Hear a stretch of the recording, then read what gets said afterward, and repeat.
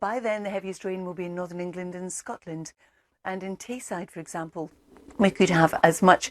First band of rain moves away, only to be replaced in the west, and it will brighten up with some sunshine coming through, with showers and sunshine across Scotland and Northern Ireland. And I do apologise if you could hear my stomach. It rumbled right the way through that broadcast. Do you know what? We heard it all the way through. And it doesn't matter that you've got a sore throat. You're going to have to do the whole thing again now because your stomach was so loud, we didn't hear any of the information we needed. Oh, I'm so sorry, Betty.